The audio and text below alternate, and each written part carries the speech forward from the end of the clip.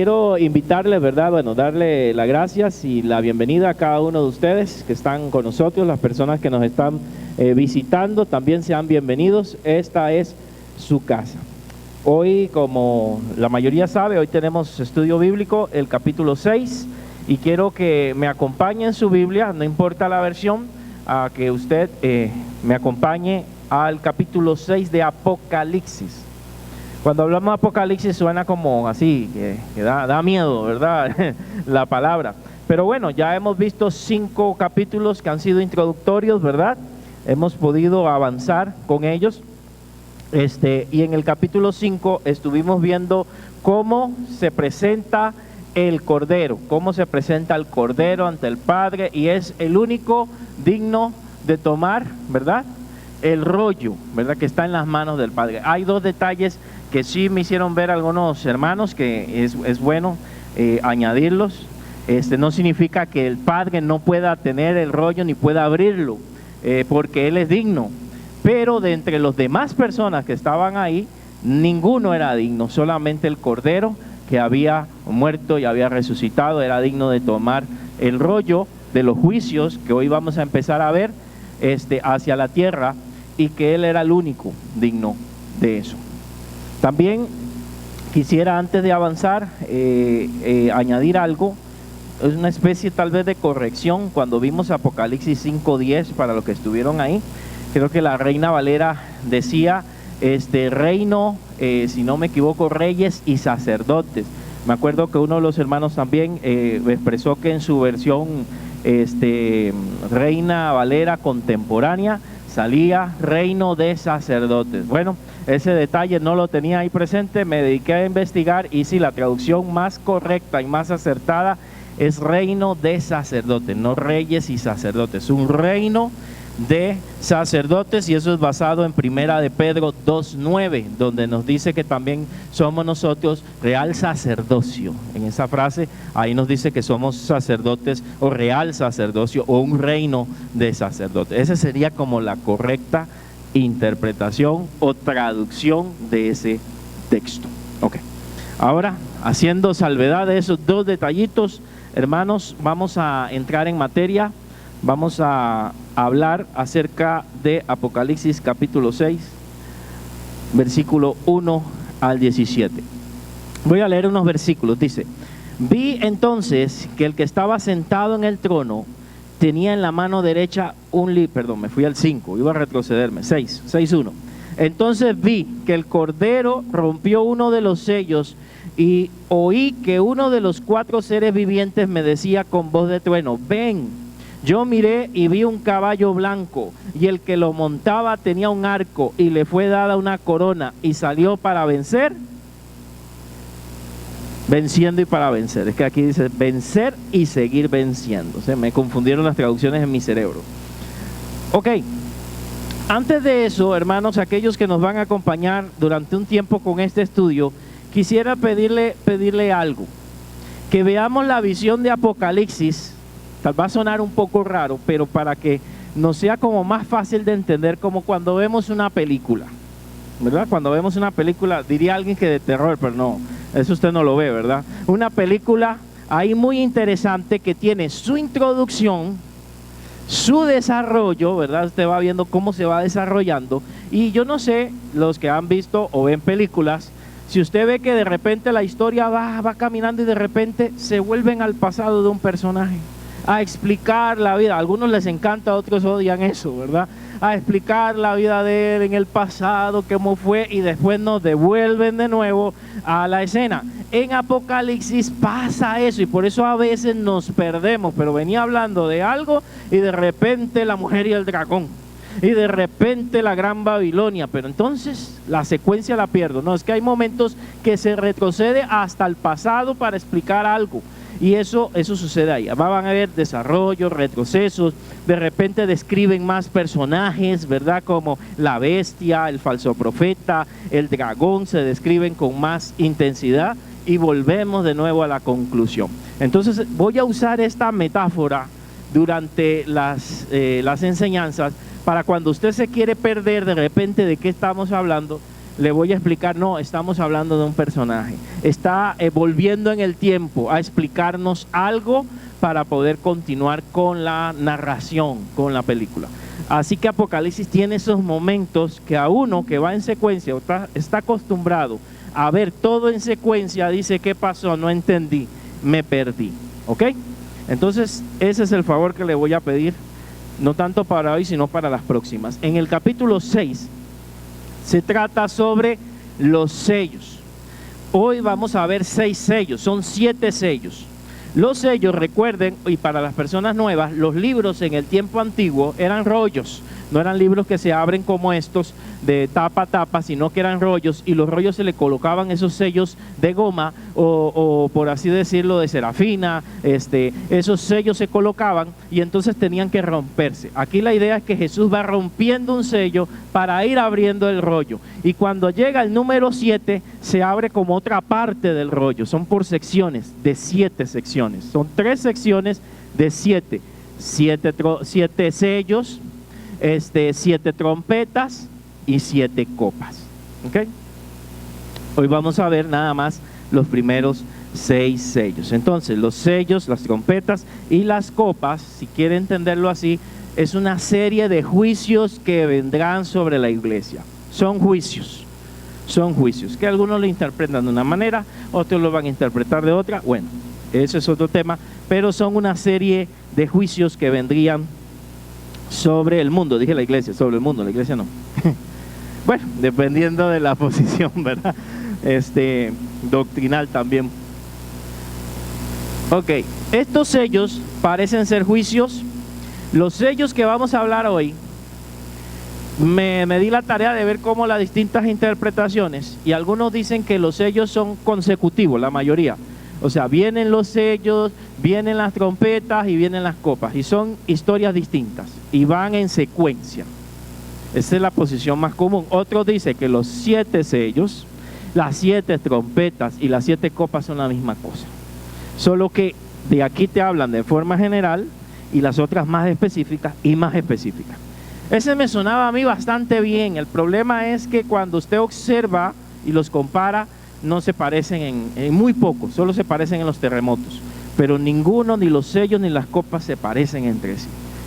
Entonces tendríamos que pensar en juicios consecutivos, así es que lo vamos a tratar, como juicios consecutivos, pero con la claridad que para mí, digo yo, ¿verdad?, son generales de todo lo que va a suceder en el tiempo de la gran tribulación. Para mí estos 6 sellos es una simplificación, un resumen, por eso le puse en el audio, un resumen de todo lo que se ve en el capítulo.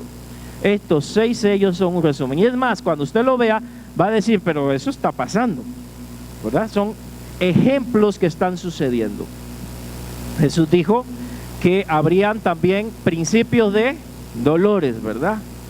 Como una mujer embarazada cuando está allá en la sala de parto y ya le comienzan a venir los dolores, ¿verdad? Entonces esos son los principios de dolores, pero significa que se va a poner peor. Significa que se va a poner más complicado. Entonces esos principios de dolores son ejemplos de lo que va a suceder. Hoy tenemos muchas de las cosas que vamos a ver, pero en ese tiempo serán peores. ¿Cómo se puede pensar que el calentamiento global será peor? ¿Cómo pensar que, hermanos, el sol se va a poner más caliente, verdad? ¿Cómo pensar de que las aguas se van a contaminar más? Bueno, eso va a suceder. Y hace mucho tiempo se veía Apocalipsis como algo imposible. Los científicos decían, eso no es posible. El agua no se acaba, no se daña. Hoy ellos han tenido que reformular y se da cuenta que la naturaleza sí. Si hay extinción, si se puede contaminar, si se puede dañar, si se pueden afectar, si pueden caer meteoritos, si caen, si es posible todo el panorama que vemos en Apocalipsis. Así que no estamos hablando de una fantasía ni algo que es imposible. Es más, hasta las películas lo ponen demasiado exagerados, y hay muchas poniendo escenas apocalípticas porque estas pueden ser posibles. En los 4 primeros sellos, es algo que quiero que usted preste atención porque no lo voy a estar explicando mucho. cada sello, los 4 primeros sellos son abiertos por los 4 seres vivientes. ¿Se acuerdan de los querubines que tenían rostros raros, verdad? ¿Qué rostros tenían? Cara de león. ¿Cuál más? Águila. ¿Cuál? Buey. Ajá. ¿Cuál más? Y hombre, que representan para algunos los 4 evangelios, que representan las 4 facetas de Jesucristo. Bueno, hay varias interpretaciones que ya la vimos. ¿Ok? Esos 4 le dicen a Juan, ven y mira. Ven y mira. En cada uno de las 4 primeros sellos le dicen, ven y mira, ven y mira. Algunos estudiosos han querido ver en esta frase, ven y mira, como si estuviera ahí hablando del rapto. Pero el texto no habla del rapto ahí. Es más, le voy a desilusionar un poquito. En Apocalipsis no se habla del rapto. ¿Ok? Se habla de la venida de Cristo. Y lo vamos a ver y al final usted me va a decir si se habla o no se habla. Lo vamos a estudiar, pero usted no encuentra el rapto en Apocalipsis. Encuentra es la venida de Cristo. Y es más, desde hoy lo va a ver que saltamos inmediatamente a un tema y no se nos menciona el rapto, como se nos ha enseñado en el orden tradicional.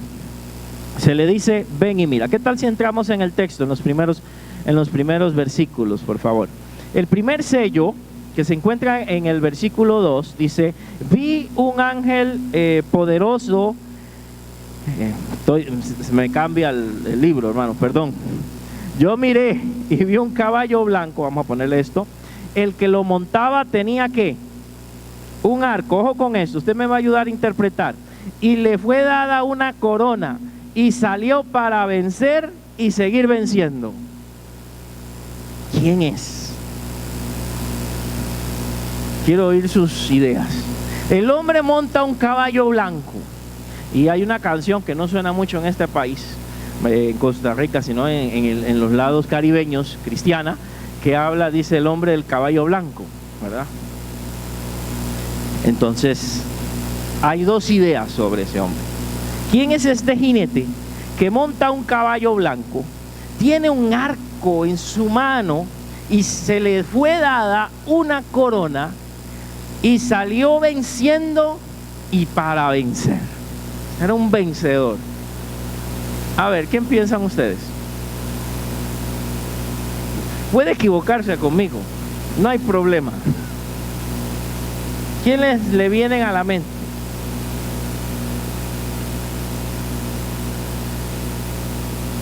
¿Quiénes andan en caballo blanco, en caballos blancos en ese tiempo? Los reyes, ¿verdad? Ok, ahí tenemos un acercamiento. ¿Quién puede ser?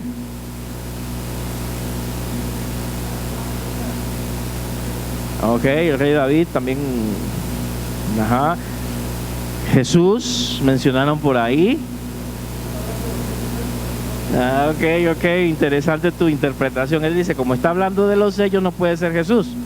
Ok, está hablando de juicio, no puede ser Jesús. No sé, ¿alguien tiene otra interpretación? ¿Quién se queda con Jesús?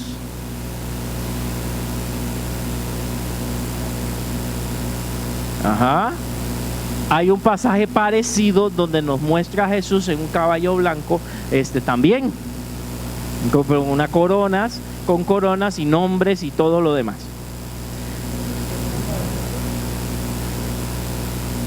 Ajá, creo que es en el 19, si no me equivoco, dice el verbo de Dios, pero aquí no nos dice que es el verbo de Dios, no nos dice nada, solo dice que está en un caballo blanco y Jesús aparece con una espada.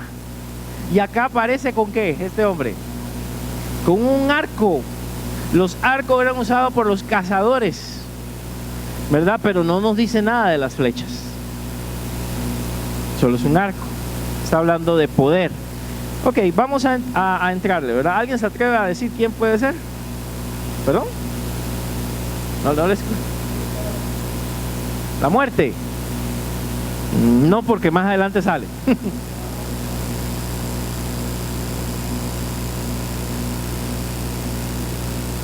Se atreve, ¿ah? Ok, vamos a ser atrevidos. ¿Por qué? Es una señal, sí, es una señal de victoria. El caballo blanco era utilizado por los reyes que entraban en batalla o entraban en combate o habían vencido. Entonces se usaba en la entrada de las grandes ciudades y se usaba un caballo blanco generalmente para representar victoria, lo que usted mencionó. El que lo montaba, nos dice el texto, que tiene un arco.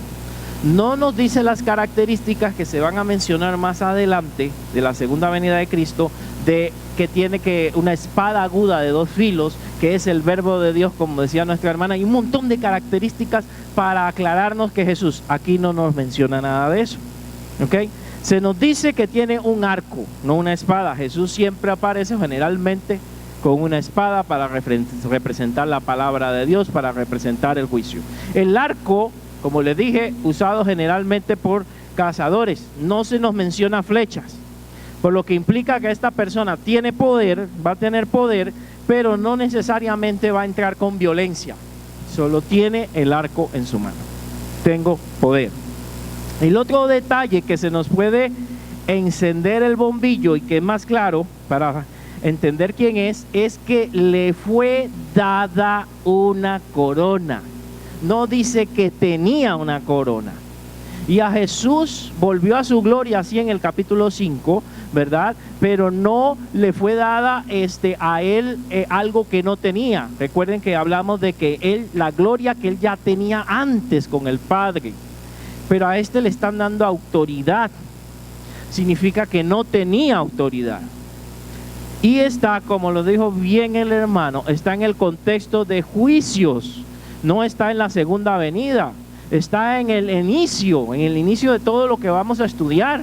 Está en el contexto de juicio. Entonces, a mí las evidencias me hacen pensar que estamos hablando del anticristo, porque es uno de los jinetes del Apocalipsis. Y si Jesús está rompiendo el sello, ¿cómo es que está rompiendo el sello y él está también montando en caballo? No tiene sentido. Él está rompiendo el sello para que se ejecute algo sobre la tierra. Y entonces lo que se está ejecutando es a este ser que se le da autoridad y salió venciendo y para vencer. Es el anticristo, hermanos. Y si lo vemos por lógica, como le dije, ya desde aquí ya no vemos rapto. Empezamos es con el anticristo. El anticristo aparece aquí. Aparece en escena, aparece con un arco, no utiliza la flecha, significa que puede ser diplomático, que va a convencer a las naciones, que tiene autoridad, pero no va a entrar con violencia al principio, ¿verdad? Y recuerde lo que hemos estudiado en Daniel, que él va a gobernar, ¿verdad? 7 años, 3 años y medio de paz y 3 años y medio ya de guerra. Entonces él va a aparecer así. Y a él le fue dada una corona, o sea, se le dio autoridad. Dios permite que el anticristo aparezca, le da permiso y le da permiso a Satanás que haga cosas. Así que le da autoridad. Satanás no puede hacer nada si Dios no se lo permite. Y Jesús no se le puede dar autoridad porque él ya la tenía aún en la tierra sobre los demonios. Ok, si el jinete del caballo blanco es el anticristo, entonces los amigos que le siguen, porque yo no encuentro concebible que Jesús esté con los demás ahí, con los demás jinetes feos que vienen ahora. No son buenos compañeros. Así que no puede ser. Vamos al segundo sello. Este digamos que estaba más fácil. Sí.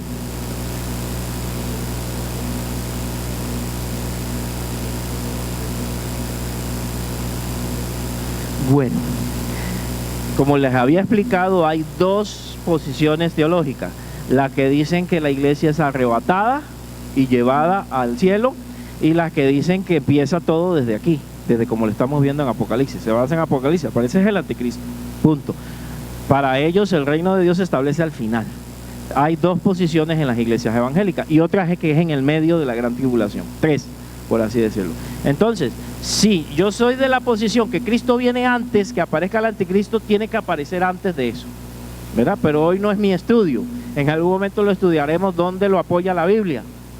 Pero aquí empieza es con el anticristo de lleno. No nos habla del rapto. Y quiero serle claro, o sea, empezamos con el anticristo. Pero el que quiere ver el rapto, agarra a este hombre y lo transforma en Jesús. No, es que es Jesús primero el que viene. Es que viene venciendo, pero él vence al final. Al final aparece para ordenar y destruir las fuerzas de Satanás. Y el rapto es secreto. Y aquí es algo público. Este ser aparece públicamente. Entonces no puede ser Jesús de todas maneras. Ok, entonces depende de la posición. Lo agregamos antes o lo agregamos después. Segundo caballo, hermanos. Vamos con el segundo jinete y el segundo caballo. ¿Qué nos dice?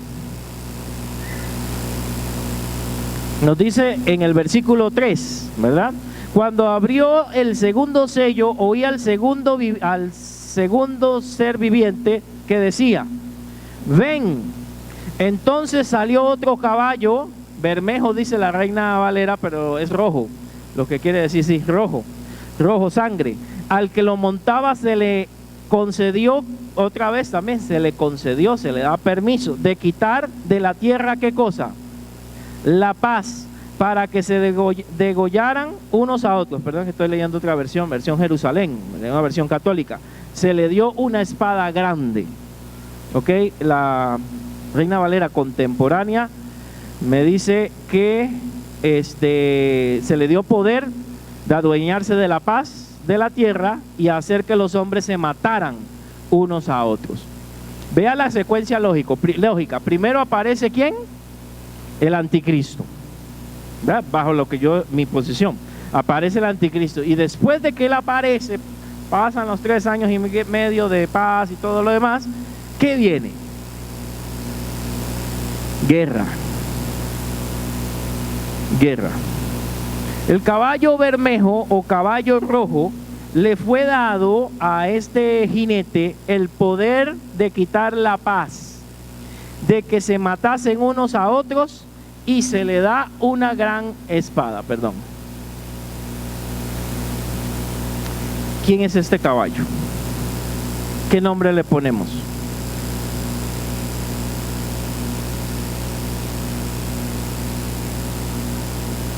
Quita la paz. Hace que las personas se maten.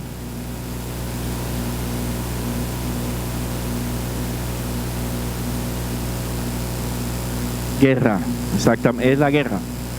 El color del caballo es rojo, dando a entender la sangre, dando a entender la batalla, es la guerra. Entonces vea el orden lógico. Aparece el personaje, el anticristo, como se llame, y luego de él aparecer, viene tras él la guerra, las batallas. Quita la paz. ¿Qué quita la paz? La guerra.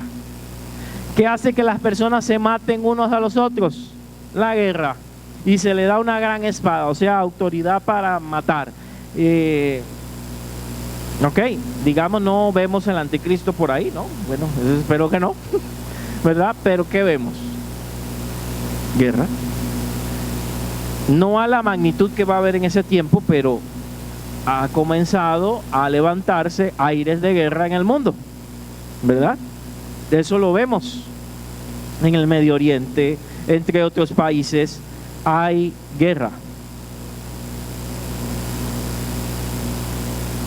Exacto. Vamos al otro caballo. Versículo 5. El Cordero rompió el tercer sello.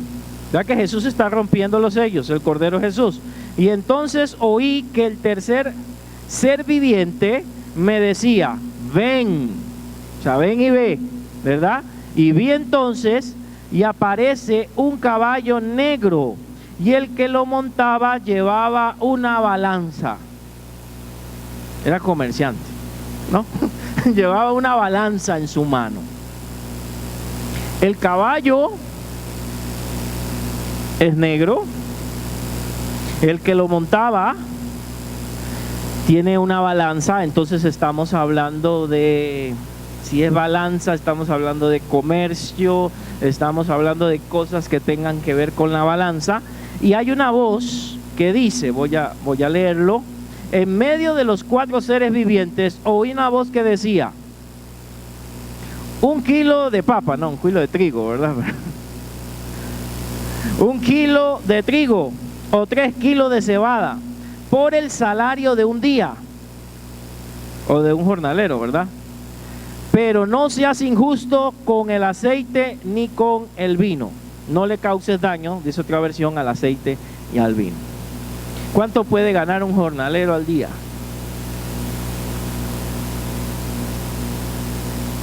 ¿Tienen una idea? ¿Alguien?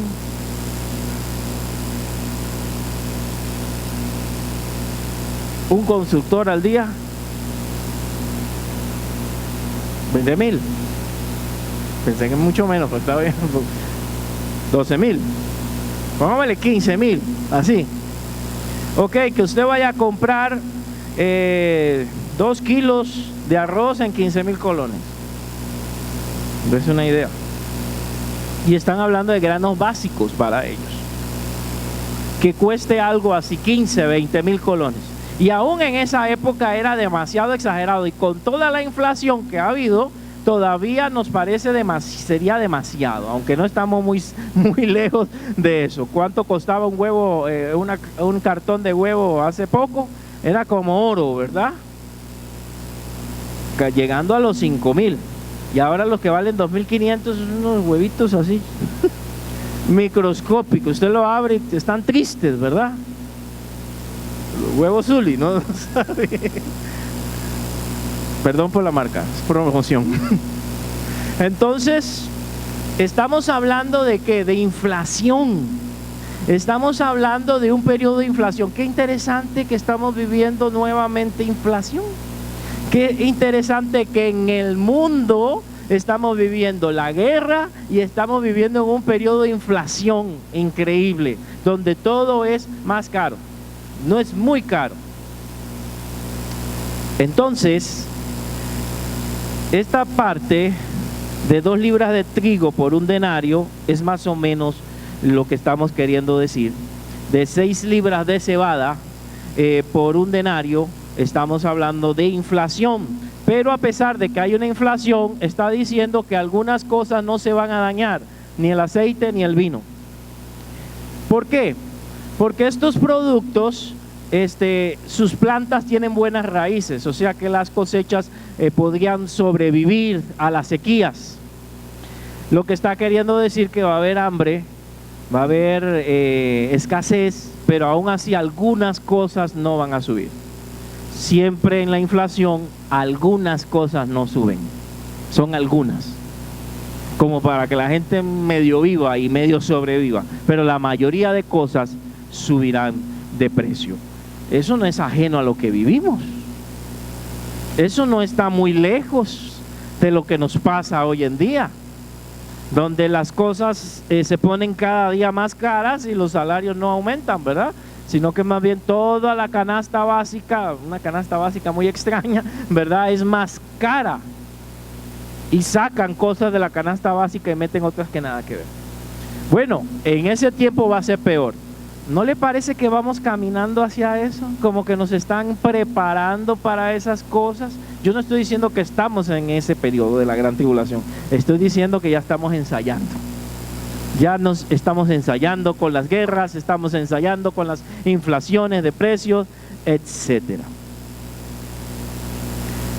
Vámonos al otro caballito. Bueno, ¿cómo se llama este jinete? ¿Cómo le ponemos? ¿Cómo lo bautizamos? Hambre. Inflación no, porque va a estar como inflado, ¿no? El hambre. Es el hambre. Cualquiera de los dos suena bien. No lo estamos viviendo al extremo, pero sí hay hambre y sí hay alrededor de nuestros países. Después de la pandemia también la pobreza en Costa Rica creció, no lo dicen mucho, pero sí creció bastante.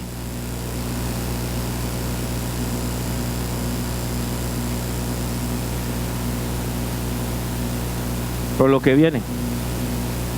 Sí, es que se cree que esto se va a poner más complicado. Esperemos que no, pero a como se ven las cosas, nos queda un caballo amarillento. ¿Cuánto le gustan el color amarillo? Dice que al abrir el cordero el cuarto sello, oí la voz del cuarto ser viviente que me decía: ven. Este lo andaba moviendo de un lado a otro, y miré, y al parecer vi un caballo. ¿Qué dice su versión? ¿Cómo era el caballo? Ajá.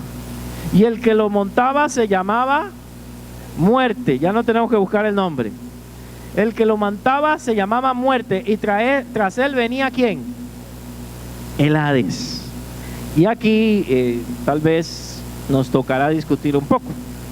Tenía por nombre Muerte, y el Hades le seguía. ¿Quién es el Hades? Bueno, para el mundo griego el Hades era un dios, pero esta idea de Hades fue tomada del mundo griego y en el cristianismo fue cambiada por un lugar. El Hades es igual a un lugar. ¿Cuál lugar? El infierno, el lugar de las almas condenadas, el lugar de castigo. Entonces dice que aparece montado sobre este caballo la muerte, y el infierno le está siguiendo. O sea, la muerte, ¿qué hace la muerte? Mata. ¿Y a dónde los tira? Es como el saco, va recogiendo y va al Hades. Mata y va llevándose a la gente que va muriendo en aquella época al infierno. Eso es lo que quiere decir, que la mayoría de las personas que mueren en aquel momento, ¿a dónde están yendo? Al infierno. Luego vamos a ver que es porque no han reconocido a Dios, pero van al infierno. El versículo 8 nos dice que tras él venía el infierno, recibió poder, otro más que recibe poder. Si yo creo que Jesús es el jinete del caballo blanco, lo estoy comparando a estos seres que le dan poder. No puede ser. Él tiene autoridad, él tiene poder. A este le dan poder. ¿Para qué? Ajá. ¿Para matar cuánto? La cuarta parte de la tierra. ¿Para matar con qué? Ahí está. Le dio potestad sobre la cuarta parte de la tierra. Algunos que creen que estos eventos ya se cumplieron en la Segunda Guerra Mundial, no es cierto, porque aún en estas guerras no se ha destruido o no ha muerto la cuarta parte de la humanidad. O sea que esto no ha ocurrido. Aunque lo quieran interpretar como un hecho futuro, no ha habido un hecho en la historia donde la cuarta parte de la tierra muera por estas consecuencias. Volvamos a repetir los primeros sellos. ¿El primer sello cuál era? Ajá, el anticristo. Después que aparece el anticristo, ¿qué le sigue? La guerra. Vea que van en cadena. La guerra, ¿qué va a traer? ¿O qué trae? Ajá. ¿Y el hambre qué trae? Muerte. Vea que es consecuencia de la aparición del anticristo. Va a traer todas estas cosas. Va a traer guerra, va a traer hambre, y el hambre va a traer muerte. Las guerras traen hambre. Eso es lo que dejan al final. Y al final lo que dejan es muerte, escasez. Todo lo que estábamos viendo son consecuencias de la misma guerra. ¿Con qué van a matar? Bueno, espada. En este tiempo ya hay otras armas, ¿verdad?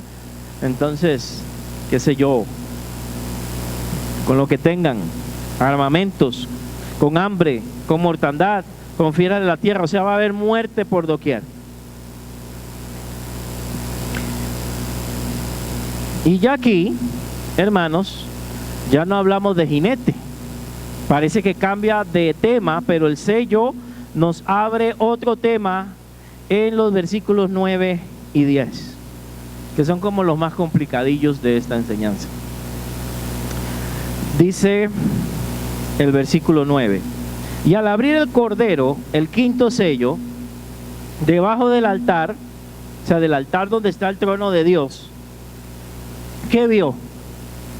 las almas de los que habían muerto por causa de la palabra de Dios y su testimonio.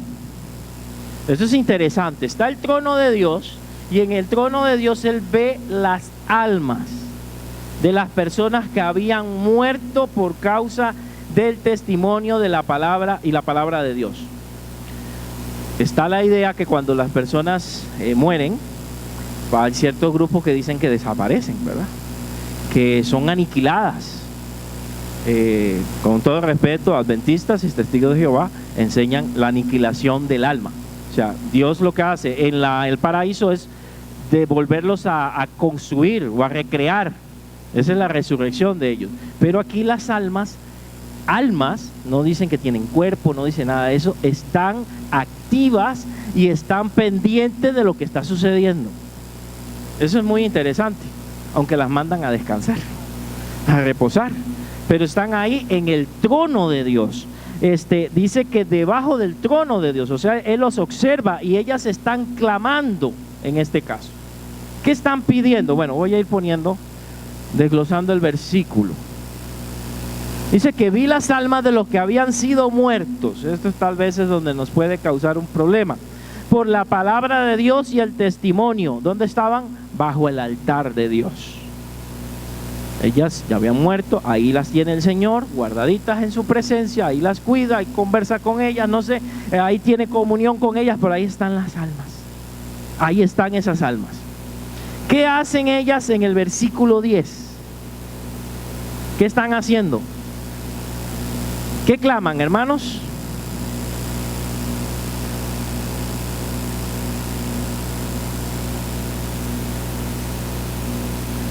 ¿Claman qué? Pero están como pidiendo venganza. Oiga, por ahí nos dijeron que la venganza es mala, ¿verdad? Mata el alma y la envenena. Decía un dicho. La venganza es mala. Otros dicen que es dulce. No sé. Pero aquí la venganza de estas personas es diferente. No es el ojo por ojo, el diente por diente, aunque esa era la idea de venganza en el Antiguo Testamento. Aquí esta venganza implica justicia. O sea, ya es hora de que hagas algo con la tierra. Ya es hora de poner orden a esta tierra. Ya es hora de vengarnos a nosotros que hemos muerto por la palabra, por la exposición de la palabra. Versículo 10. Señor Santo, vea que ahora, aunque ellos están clamando, lo están haciendo con respeto. Señor Santo y verdadero, ¿hasta cuándo seguirás sin juzgar a los habitantes de la tierra y sin vengar nuestra sangre? ¿No le recuerda eso de vengar la sangre a alguien? Donde Dios dijo: la sangre de tu hermano clama. ¿Se le dijo eso a quién? A Caín. O sea, justicia. Me han asesinado injustamente. La sangre, la vida de tu hermano. Acá el alma clama justicia. Yo no sé qué pasó con mi hermano. La sangre de tu hermano clama. Está haciendo referencia a eso. La sangre de los mártires, la sangre de aquellos que han dado la vida por la obra del Señor. Y voy a tratar de explicar algo que puede ser un poquito complicado. Es esta traducción: habían sido muertos. ¿Cuántos tienen una traducción parecida a esa? Yo sé que otros tendrán otra. Habían sido nos suena a pasado, ¿verdad? Habían sido. ¿Quién tiene otra distinta? Los que habían muerto. Igual, usa el habían. ¿Nadie tiene otra diferente? Usan el habían. Asesinado, muerto, asesinado. Vamos a ver todos los sinónimos. Bueno, en esta vuelta no hay ninguna versión que me ayude. Ok. Por ejemplo, la Biblia Jerusalén y la Nueva Versión Internacional traducen un poco distinto. Voy a leerla aquí, verso 10. Dice: se pusieron a gritar con fuerte voz: ¿hasta cuándo, dueño santo y veraz, vas a hacer justicia sin tomar venganza por los habitantes de la tierra? Ok, voy al 9, perdón, que fue esa donde tengo que ver. Cuando abrió el quinto sello, vi debajo del altar las almas de los degollados, traduce esta versión. Otros dicen mártires, otros dicen habían sido muertos, ¿verdad? Pero aquí dice degollados a causa de la palabra y del testimonio que mantuvieron. Ok, usted tal vez ahorita no ve tal vez la diferencia, ¿verdad? Entre habían sido muertos. Habían sido muertos. Está la idea de habían sido muertos, que nos evoca al pasado, pero otras versiones dicen solamente fueron decapitados en presente. La forma correcta debería ser fueron decapitados o fueron martirizados en presente. Pero la Reina Valera utiliza esto para poner énfasis por la razón por la que fueron muertos. Habían sido muertos, no es que es pasado, sino que la razón fue por la palabra de Dios. Entonces el problema no es cuándo fueron muertos. O sea, eso no es lo que quiere decir el escritor. Lo que quiere explicarnos es la razón por la cual fueron muertos. ¿Por qué fueron muertos? Por la palabra de Dios y el testimonio bajo el altar. Entonces ellos fueron muertos por la palabra de Dios y el testimonio. Esa es la razón por la cual fueron muertos. ¿Ok? Entonces el texto nos quiere enseñar de que ellos fueron muertos por predicar la palabra de Dios y por dar testimonio. No nos dice cuándo. No sé si han oído un ministerio que se llama La Voz de los Mártires. Bueno, ellos se basan en ese versículo, dando a entender de que los que van muriendo, ¿verdad?, están implicados en ese versículo. Ahora, el texto no lo dice. La Reina Valera parece que lo insinúa, pero las otras versiones no lo apoyan.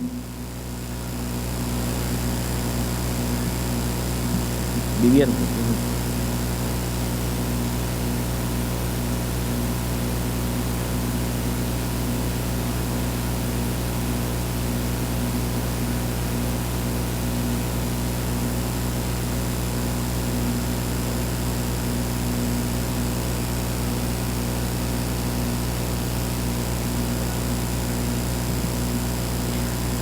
Lo que quiero decir que no puedo sostener de que aquí estén hablando de todas las personas que estén que hayan muerto por la palabra de Dios durante todos los tiempos, porque el texto parece que lo que quiere afirmar es que murieron por esta causa. No me está queriendo decir cuándo. Puede ser que sí, pero no, el punto no es cuándo murieron, el punto es por qué murieron. Entonces me explico. El por qué, por predicar la palabra de Dios. Y si vamos en secuencia, estamos hablando de la gente que viva en aquella época, la gente que muera en aquel momento. Si vamos en secuencia, sí.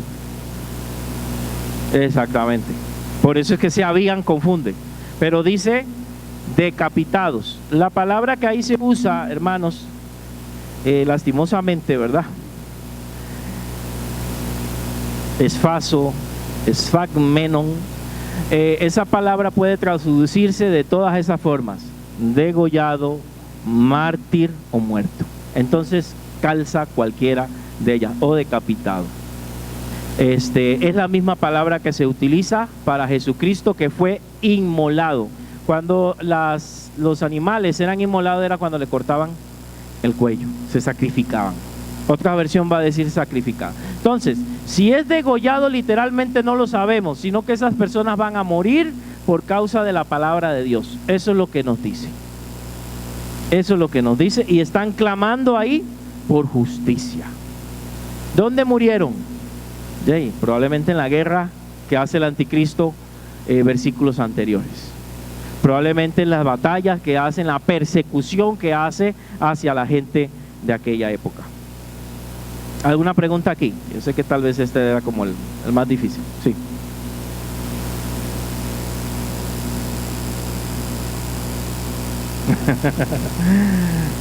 Sí, pudiera, sí, esa es la impresión de que hay que vengarlos, o sea que hay que hacer justicia para que la justicia traiga tranquilidad. Para nosotros tal vez como democráticos y donde no hay pena de muerte, no lo entendemos, pero cuando vemos una persona que pierde un familiar y que ha muerto trágicamente por culpa de un violador o algo, no estoy justificando, ellos claman justicia para tener paz, para tener tranquilidad, y a veces uno juzga eso, pero es que quieren cerrar un capítulo, y estas personas quieren cerrar ese capítulo y que pero Dios sea el que haga justicia, no yo, es Dios el que haga justicia en este caso.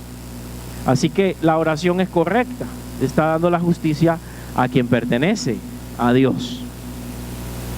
Y estamos hablando del gobierno del anticristo también, ¿verdad?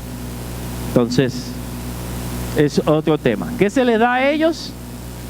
Vestiduras, no se les había dado hasta el momento, eso es interesante, son almas ahí se les da unas vestiduras, se cambian las cosas, y también se les dijo que descansen un poco de tiempo, entran en un reposo, entran en un descanso. ¿Hasta cuándo? ¿Hasta qué? Hasta que se complete el número. Hasta que se complete el número de las personas. O sea, ¿qué está queriendo decir? Falta más gente. Todavía en esos 7 años iban a morir más personas por causa de la palabra de Dios. Hasta que se complete el número. Hasta que se complete el número. Un poco más de tiempo hasta que se completara el número de sus consiervos y hermanos, que también sufrirán muerte como ellos. Entonces,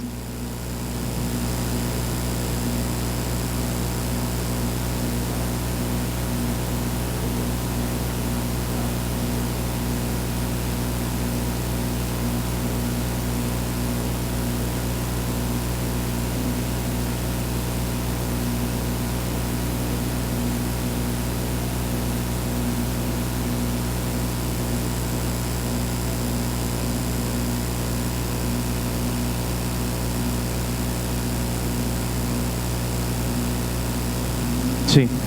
O sea, no niego que puede ser que esa gente esté metida en ese versículo, desde ahí hasta el final de los tiempos, pero no lo dice el texto, ni lo afirma ni lo deja de afirmar.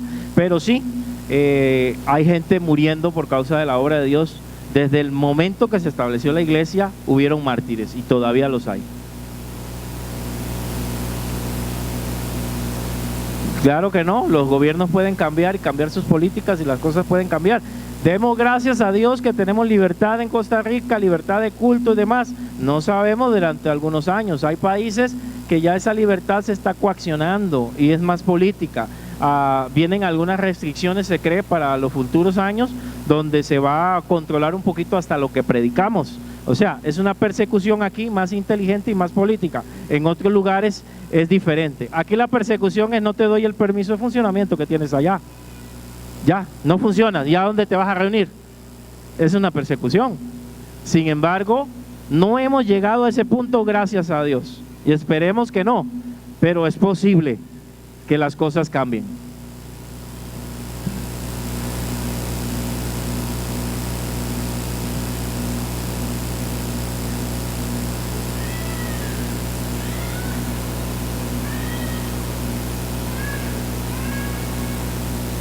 O sea, falta más gente.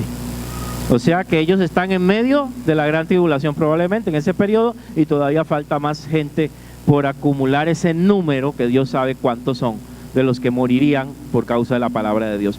Dios permite también cosas difíciles a su pueblo. Yo sé que se enseña prosperidad y bendición, pero hay periodos de tiempo feos, y aquí está uno. Pero así no termina la historia. Hay que leer Apocalipsis hasta el final y vemos cómo el reino de Dios se establece y hace justicia a lo que las personas han sufrido. Y ahí es donde se cumple lo que Jesús dijo, que enjugará toda lágrima de los ojos de ellos, donde el Señor va a recompensar todo el sufrimiento que han tenido sus hijos y que siguen teniendo y que tendrán en aquella época. Por eso digo que estos pasajes son como un resumen de lo que va a suceder, ¿verdad? En todo el libro de Apocalipsis, y todo lo que vamos a estudiar aquí lo está simplificando. Y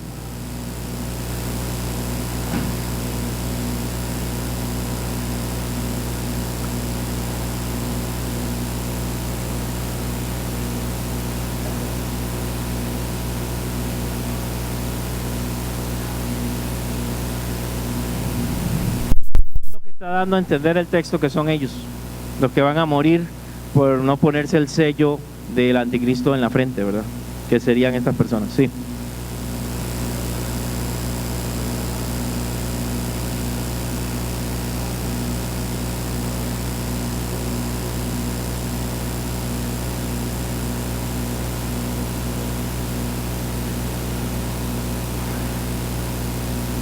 Hay personas que creen que estamos hablando de esa época y hay personas que creen que serán las personas de ese momento.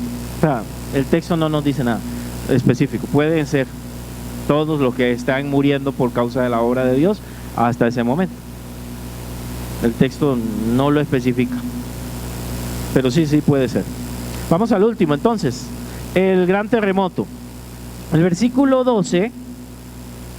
El versículo 12, para los que les gustan los movimientos de tierra. No, pero ustedes nacieron en un país sísmico. Hermano, perdón por el comercial. Yo sé que ya vamos terminando, pero cuando yo vine a Costa Rica y vi lo que se movía este país, yo de dónde me metí, hermanos. Porque en Panamá solamente me acuerdo cuando era niño de un movimiento y para mí eso fue traumático. Se movieron unas copitas y no más. ¿Verdad? Y aquí en el año era un montón de movimientos, hasta el de Nicoya, estábamos en Nicoya, también lo vivimos, increíble, increíble. Ahora dice, yo vi cuando el Cordero abrió el sexto sello y cuando se produjo un gran terremoto. El sol se cubrió de oscuridad como un vestido de luto. La luna entera se puso roja como la sangre. Las estrellas del cielo cayeron sobre la tierra como caen los higos cuando un fuerte viento sacude la higuera. Esto es cataclísmico y algunos dicen que eso no puede suceder. Pero usemos la lógica cuando pasan esas cosas. Hay un terremoto muy grande. En los en los sellos, en las copas, en las trompetas y las copas hay terremotos. Casi al final de los tres. Eso es muy interesante. Pero este terremoto dice que el sol se puso negro. ¿Qué tiene que ver el terremoto con el sol? Vamos a ver si usted lo deduce. Un eclipse. Cataclísmica. Ok, vamos a hacer teoría científica ahorita. La luna se volvió como de sangre. ¿Cómo es posible eso? ¿Qué más?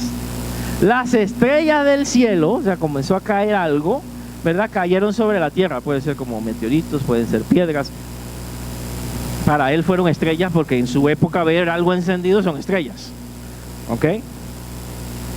Todo monte, volvemos al terremoto, y toda isla se removió de su lugar. Eso es un movimiento, eso se llama cataclismo.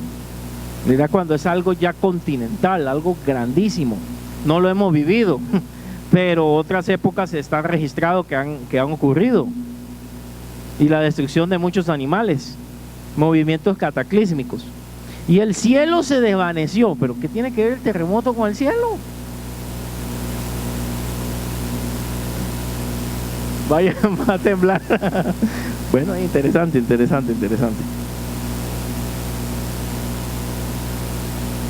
Bueno, puede ser que sean un elemento terrenal, movimiento terrenal y un movimiento también en el cielo. Para Dios no hay imposible. Pero hay un evento natural que puede provocar esas cosas, por lo menos que se pueden ver. ¿Cuál será? Exactamente. Los volcanes pueden hacer que mi visión del sol sea distinta y mi visión de la luna sea diferente por la cantidad de químicos. Y en la Tierra hay supervolcanes, averígüenlo, búsquenlos ahí, que pueden crear algo así a nivel mundial. Existen supervolcanes en Estados Unidos, creo que hay uno, hay supervolcanes en algunos lugares. Entonces es algo cataclísmico y que puede mover, y hay movimientos que se sienten en otros lugares y despiertan las capas continentales. Entonces algo sucedió que movió todas las capas, y en el cielo se visualiza lo que estaba sucediendo en la tierra. Entonces probablemente pueda ser un volcán, y podría explicar por qué ve caer rocas, ve encendidas, estrellas y demás.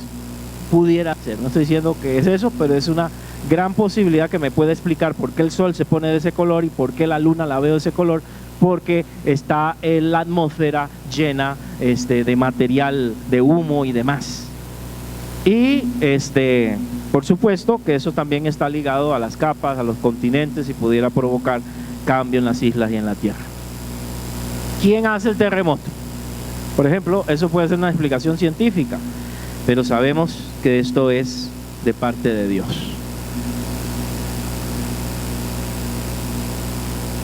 Todo eso es un efecto, todo eso son efectos, o sea, son consecuencias de algo. No estoy diciendo que sea eso, sino que esa es una explicación.